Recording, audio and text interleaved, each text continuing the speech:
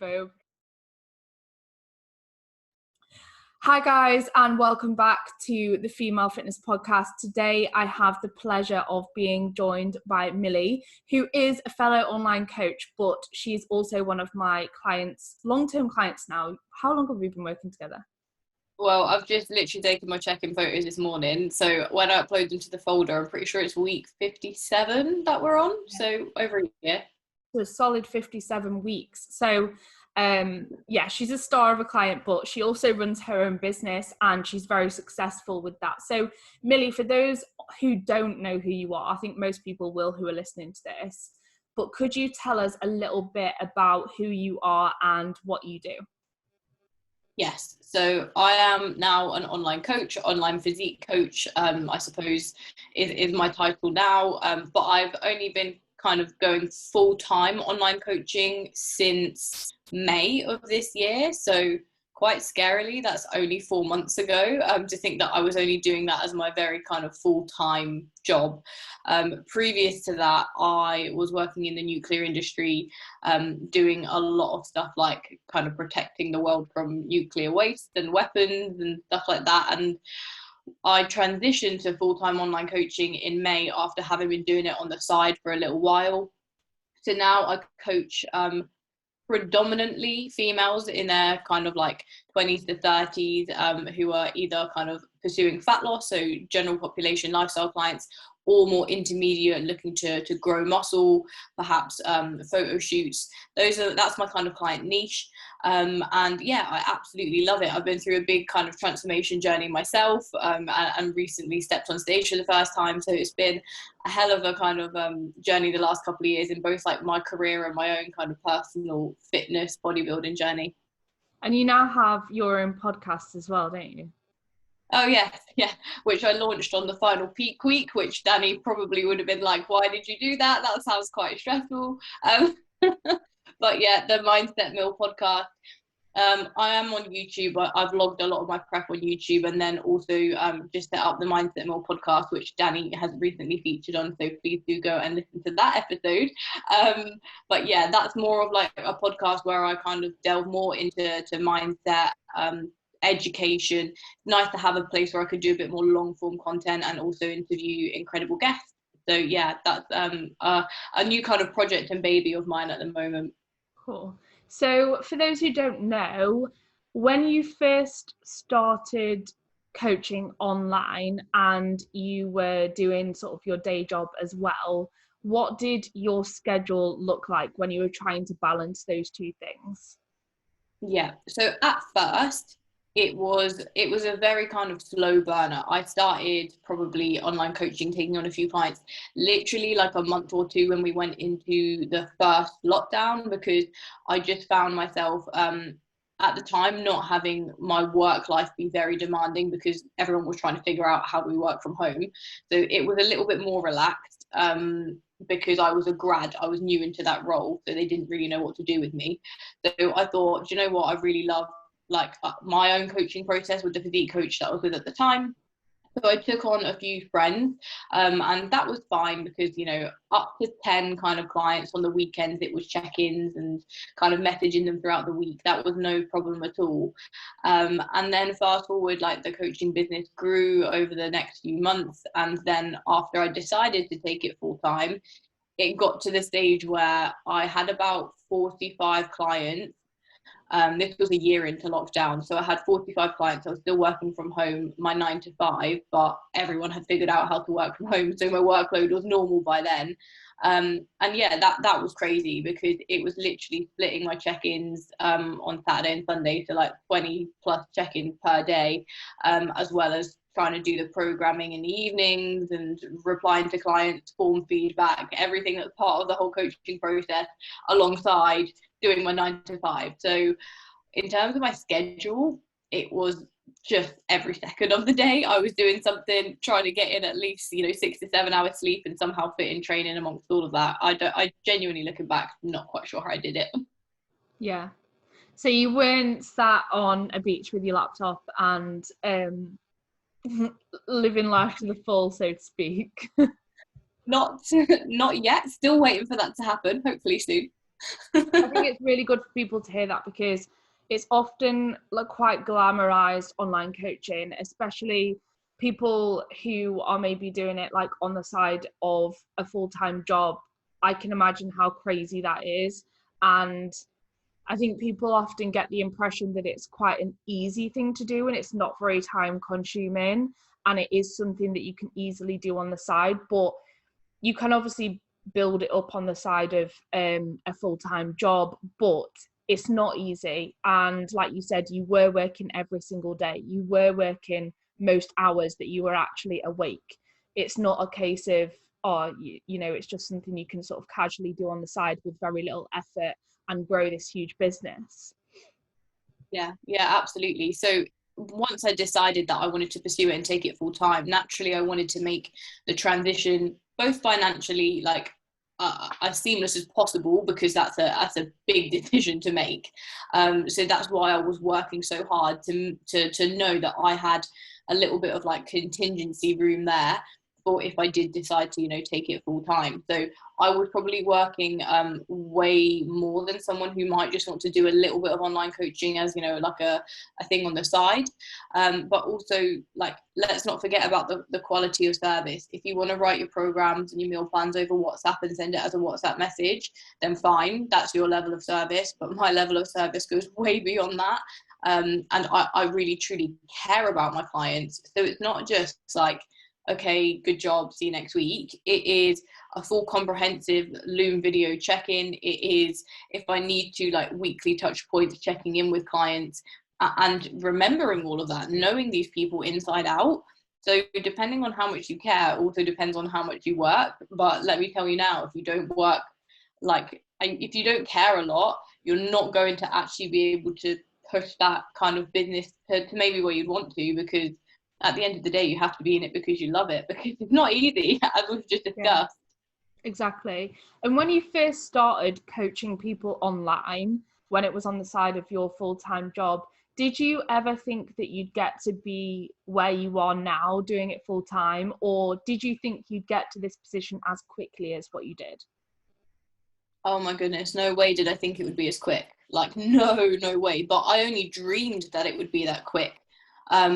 I thought maybe in a couple of years from when I'd started, I might be able to get to where I am now. But I made some really important decisions, which were big risks along the way.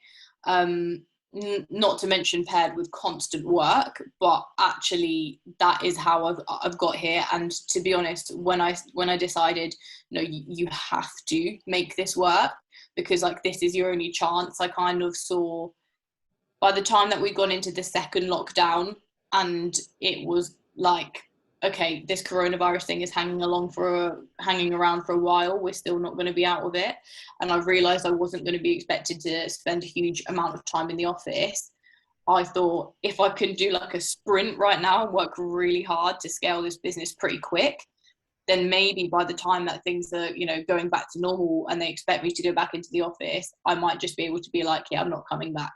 And I made it happen. But yeah, it was hard. Yeah.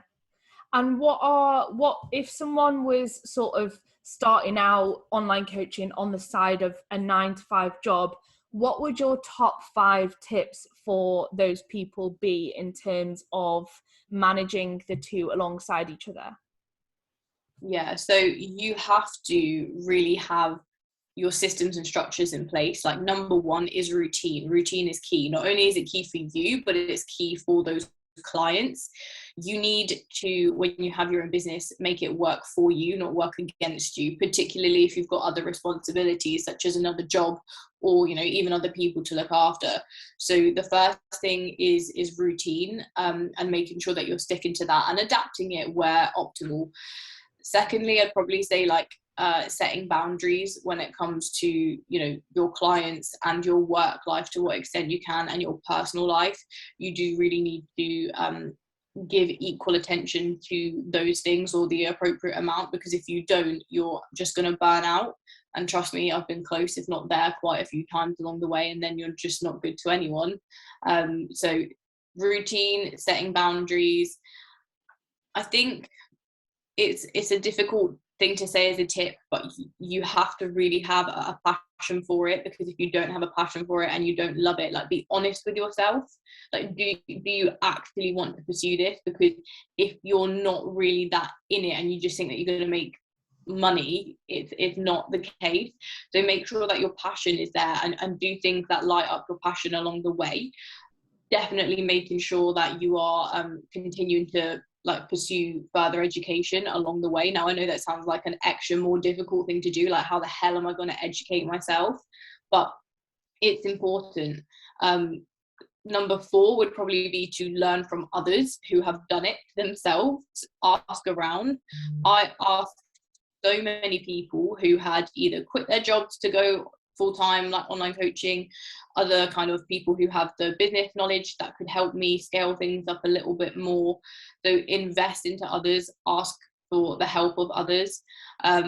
Number 5, I would say, remember that coaching is not the only thing that you need to be focusing on, because that is, you know, the core of your business, but that is working in the business. You also need to work on your business if you're wanting to grow it. So what time are you dedicating to, you know, marketing, social media? What time are you dedicating to figuring out what the hell is going on with your finances? That all counts. Like, when you are running a coaching business, it's not just about replying to your clients and doing the, you know, the groundwork every single day. It's looking at the bigger picture. I made the mistake of coaching people under the radar for ages before I even said, hey, I'm actually coaching people. And I was like, my business isn't growing. Like, I wonder why, because I wasn't actually telling anyone. I was just coaching people. So you've got to remember that there are all of those things. So if I can kind of remember what I just said there, it's like routine, setting boundaries, educating yourself, investing and learning from others, and whatever the hell the last one was that I just said. Don't just be in the business, work on all kind of facets of it.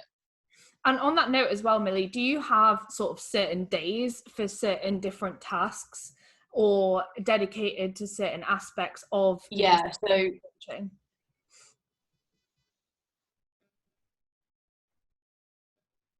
yeah, so for me, I have the way that I've said it is Monday, Tuesday, Wednesday are my check-in days. So they are the days where I kind of like do the big sprint at the start of the week to make sure that I am giving my clients everything that they need. We're having those contact points.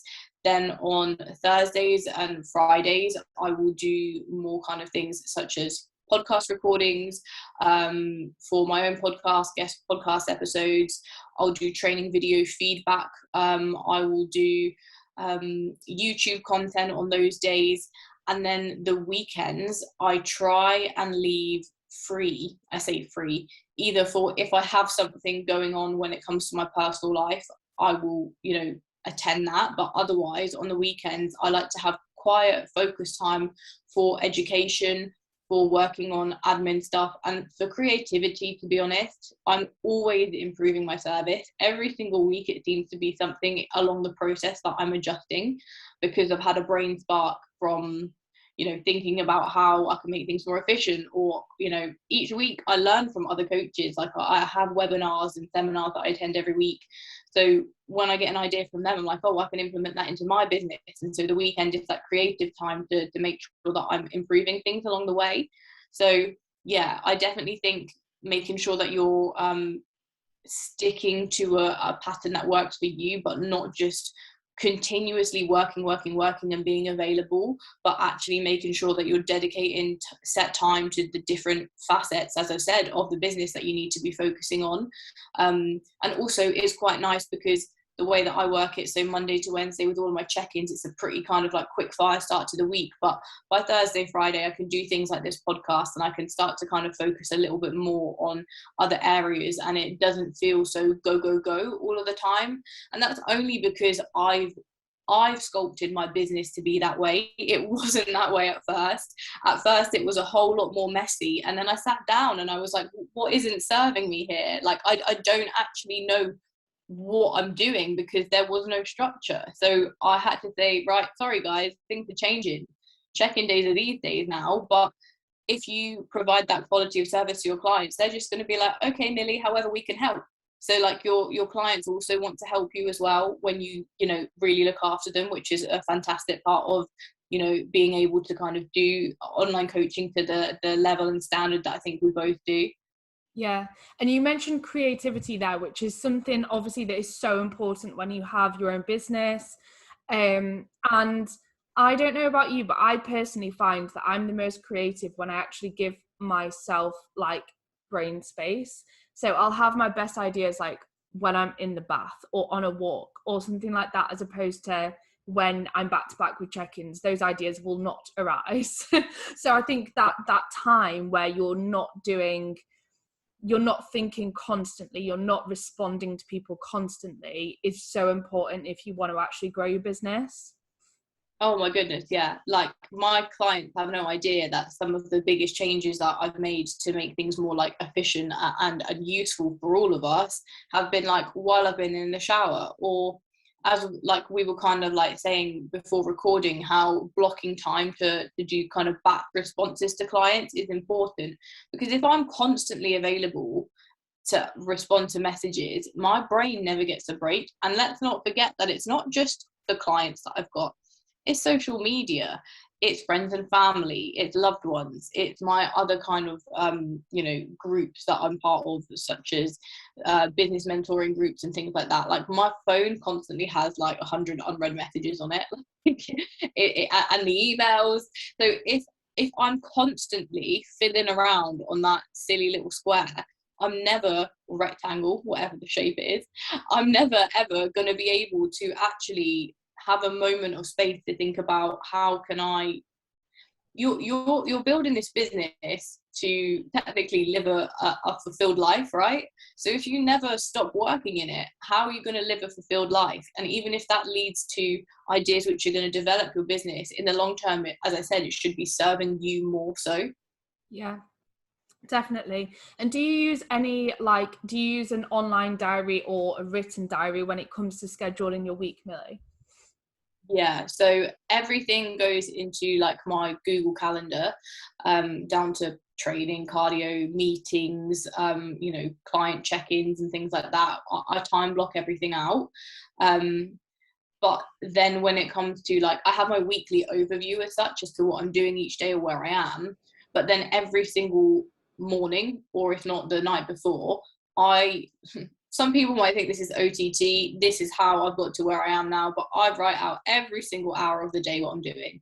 So I write down the hours of the day in a notebook, and then I write down, this is when I'm going to eat meal number 1, this is when I'm going to get my steps in and respond to client messages, this is when I'm going to do this. And you can see where you can, you know, stack tasks, such as, you know, responding to people or doing a quick phone call to someone and going out for your steps, making sure that I can train and be undisturbed during that time because I would have responded to everyone. You have to take that responsibility. Maybe you don't need to be as meticulous, and I could be considered a bit of a control freak, but by controlling as many variables as possible is how I've got to where I am. So yeah, I do the kind of like weekly overview, then break it down into literal hours of the day. Not to say that within those hours I don't include, I don't know what this hour is going to be, but I'm sure I'm going to overflow into working into that hour as well. Sometimes I do that, just give myself that breathing space. And also sometimes I need to write down, go and wash your hair, because we forget about those things as well when we get swept up in being busy. Yeah, I'm the same. I do literally plan my day out by the hour. I've got like a written diary which is split into the half hours, so that's really, I love that. I've had actually the same diary for years. It's a passion planner, so if anyone wants one of those, it's great. Like, it's my lifesaver. And we've touched on a few things that you might include in here, Millie, like being organized, for example. But what are the standout factors you think have really enabled you to progress as a coach and also with your own business growth? You have to be obsessed about the process, and if you're not, then you're just not going to put in the effort that's required. If you don't love it, you're not going to do it. So there is that passion. But the other thing, which especially in my service and running things and scaling things to get to where they are now, really importantly has been investment for me. Yeah. I've invested a lot into my business, whether that comes to education, in terms of learning how to be a better coach, just general knowledge, or whether it's from business mentors. So I have 2 business mentors. I've got one who helps me more so in terms of scaling my business and being a better coach. I've got another business mentor who helps me in the social media aspect of things like YouTube and the podcast. And then I also delegate to a virtual assistant where I can, tasks that maybe I don't need to do, such as responding to some random email sometimes. Like if I can save a little bit of time there, then I'll just say, hey, do you mind just doing this for me? And when I come to think of it, I invest thousands every month back into my business just to be able to run more efficiently and to develop my knowledge. And had I not, invested this money into learning from other people and the mistakes that they've made, or just when you invest into someone else, you also kind of like invest into their knowledge as well. So someone else's education then kind of just becomes mine, because they're teaching me directly, hey, I've done that, no, that's not going to work, you should do this. And it's amazing how much that will fast track you. Like the best thing that I've done is ask and listen throughout my whole business, just continuously asking other people for their help and recommendations. And if you don't have an open mind, you're just going to make the process so much more difficult and slow than it needs to be. Yeah, I completely agree with that. I think learning from other like mentors, people in general, has been for me as well like one of the biggest things, the best things that I've ever done. Like I've had, great coaches. I have been on different courses, been to like taught weekends, things like that. And I think when people don't consider learning from others, so some people I think almost put themselves in a bit of a pedestal, and they're like, oh, I don't need to learn from other people, or I can do this all on my own. And that is just going to stall that, it's going to hold them back, because there's always something that you could learn from other people. Even if, for example, right, imagine you invested in a shit coach and they were absolutely crap at their job. That would teach you how not to be as a coach. So you're still going to learn something from that situation. And I think like it's just, there's always something you can learn from every investment, no matter if it's actually a bit of a shit investment or a really good one. Yeah, I totally agree. That's actually such a good point, that when it comes to figuring out what you don't want to do and what doesn't work for you, that is really, really important. You've got to, I think, also be really aligned with your niche. You need to know who you are trying to attract into your business. So for me, like, say for instance, I have a few males on my team and they're awesome. They put in so much effort, they made so much progress, they're incredible. However, for whatever reason, just maybe due to the content that I put out, a lot of females can relate to me. I've been on a big journey myself, especially like my first time competing, etc. 95% of the inquiries that I get are from women, and so I will work to deliver for them. And also I love working with women. But if I'm trying to say to every young man, woman, and then the older generation, and then some giant bodybuilders, that I can help them all, it's actually just not going to serve any purpose when it comes to me being aligned with my business, because I need to know what I'm good at. You need to identify that, and I know what I'm good at, and I know who I'm good at helping. And so I kind of have to stick to that and develop my knowledge there. Say for instance, I found a lot of the girls that were coming to me were really struggling with body image and mindful eating and kind of disordered eating before. So now I've enrolled into a course to learn more about the compassionate side of coaching when it comes to disordered eating, because that's going to serve my clients and my niche more. And I also enjoy coaching those kind of people. But maybe if you're not sure that you're aligned with your values and your goals, that's what you kind of need to figure out. Like, do you actually know your values and the values of your business and what you're trying to do when it comes to serving others? That's also a really important thing. Yeah, I completely agree. And do you use any specific software or systems that you think have really enabled you to run your business smoothly? Yes. So when it comes to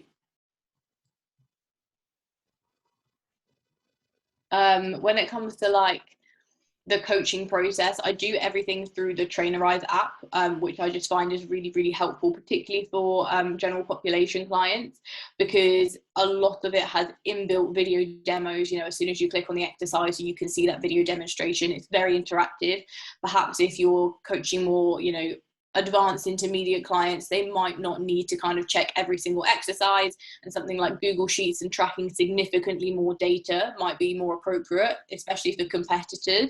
So I kind of did initially start on Google Sheets, and I just found my clients really don't care about, you know, measuring the number of hours of sleep that they get every night. I need to make sure that this is sustainable for people. You know, I coach really busy general population people, so I need to make it something that's really convenient for them to use, and so that's why I switched over to the app, which is great. And then alongside that, when it comes to the check-in process, I use Typeform, which is just different ways that you can fill in obviously a check-in form. But even the way that I've crafted that, you know, it depends on how my client's week has gone.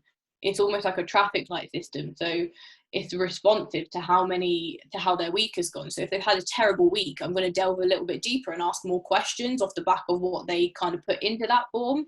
And so it's kind of been like trying to figure out these processes, and I've become a little bit of like a tech wizard along the way trying to do it. But this is what I mean, like you end up going down all of these rabbit holes just because you're trying to serve your clients a little bit better.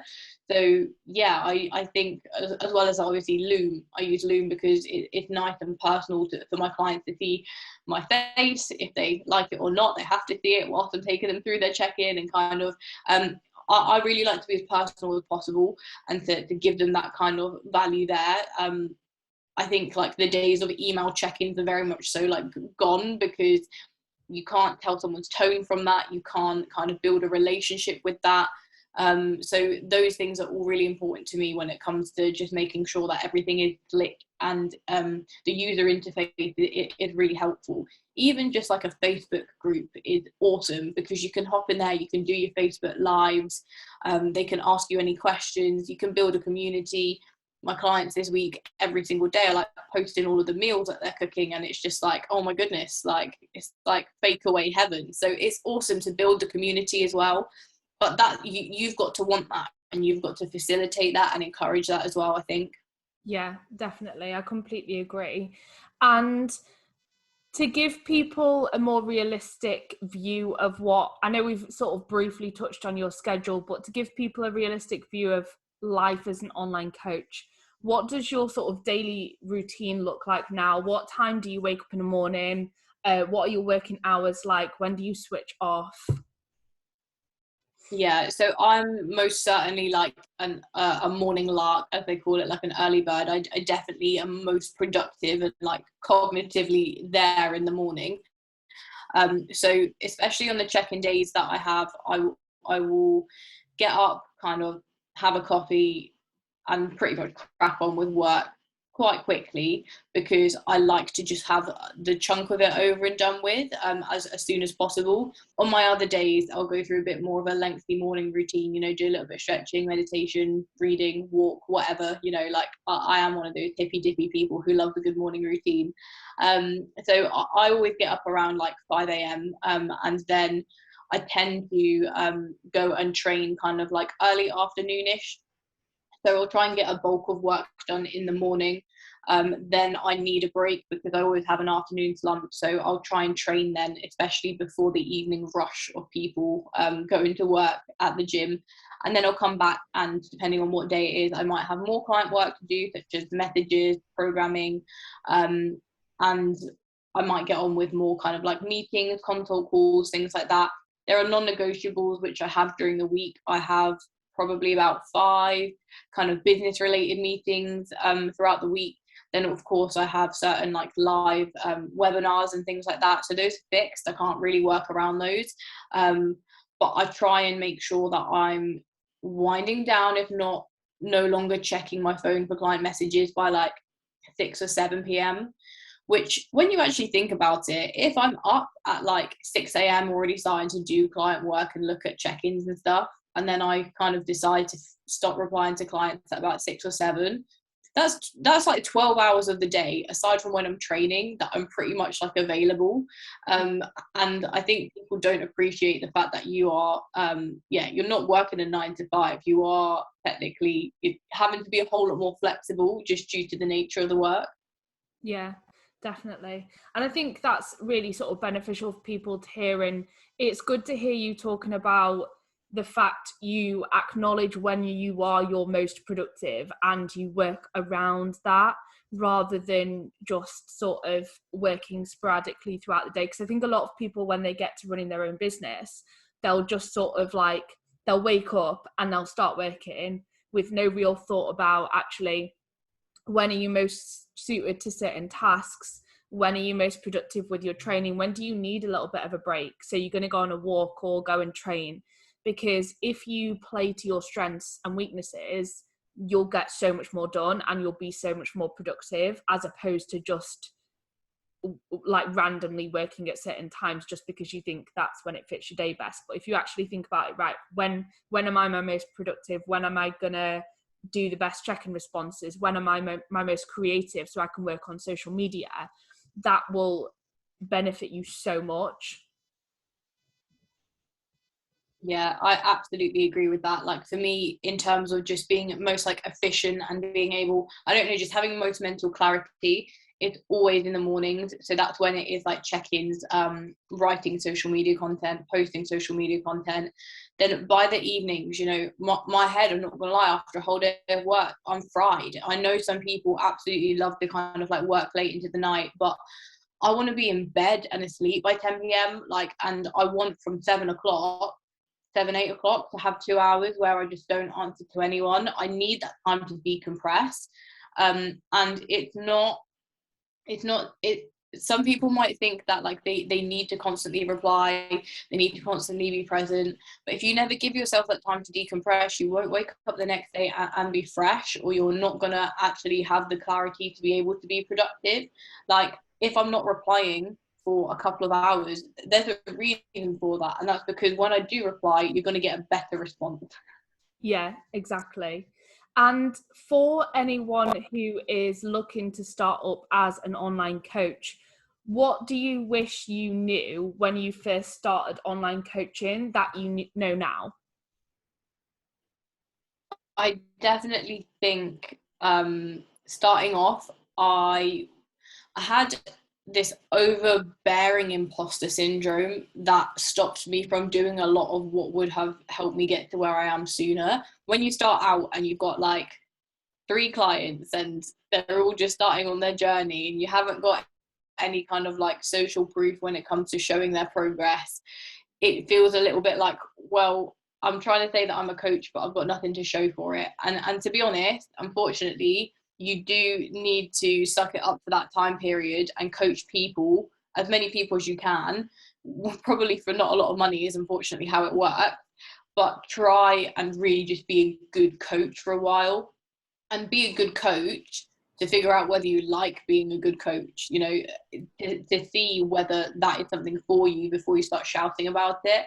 Not gonna lie, every other fitness influencer is suddenly an online coach after doing an online PT course, but do they actually have any experience in what they're doing? Like before I announced that I was a coach, I had been coaching for about 8 months.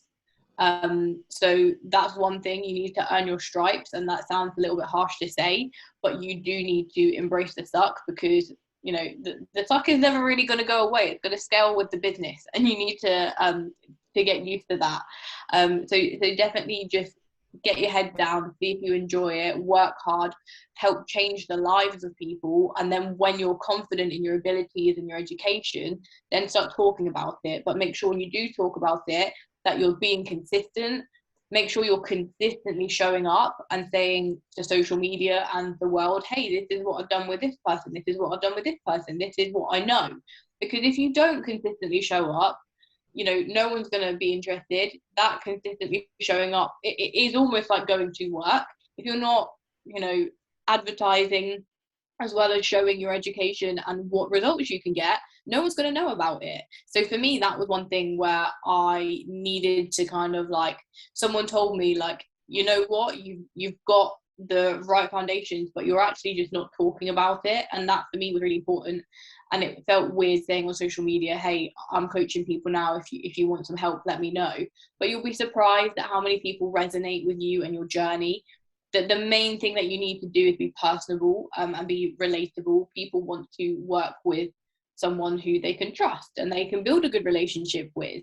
And if you're not showing you, and you're just saying, like how many grams of creatine you should take a day, well, I can Google that. I don't care. I want to know who I'm working with. So you need to show your own journey as well. And if you haven't, started out on your own journey, then do so, because if you're not working to improve yourself, why would you expect others to trust that you can improve their lives as well?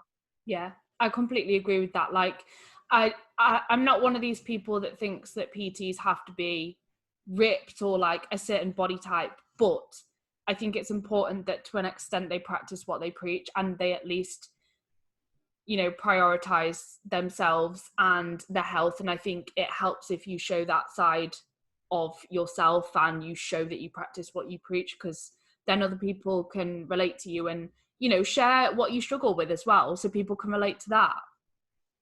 Yeah, absolutely. I think one of the biggest things that I've found has resonated with my clients, a lot of them have come to me after suffering with digestive issues such as IBS, IBD, because that's something that has been a big part of my life.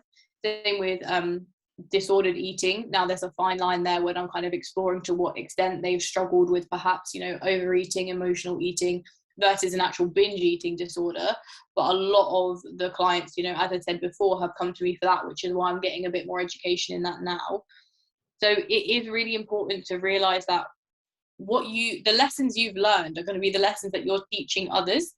The same with, I've got so many girls coming to me like, I've finally decided I want to work really hard and grow muscle. And I'm like, yes, because getting strong was one of the best parts of my whole journey. So you've got to appreciate that people want to connect with you, and that is actually how you're going to appeal to others massively. Yeah, definitely. This has been an incredible episode, Millie, and I'm sure a lot of people are going to benefit from all of the information that you've shared in here. So where can people find you if they're interested? On social media, website? What's your email address? Yeah, so you can find me on Instagram at Coached by Millie. Then, of course, on YouTube, just Millie Cvjetkovic, the Mindset Mill podcast. And then email is just coachedbymillie@gmail.com should you want to get in touch. But yeah, if anyone has any questions or anything that they ever want any help with, just drop me a message. I get back to all my DMs. So yeah, just shoot one over. Perfect. Thank you so much for listening, guys. If you do enjoy the content on the Female Fitness Podcast, please do like, subscribe, and leave a comment on YouTube. I really appreciate it. And I will see you in the next one.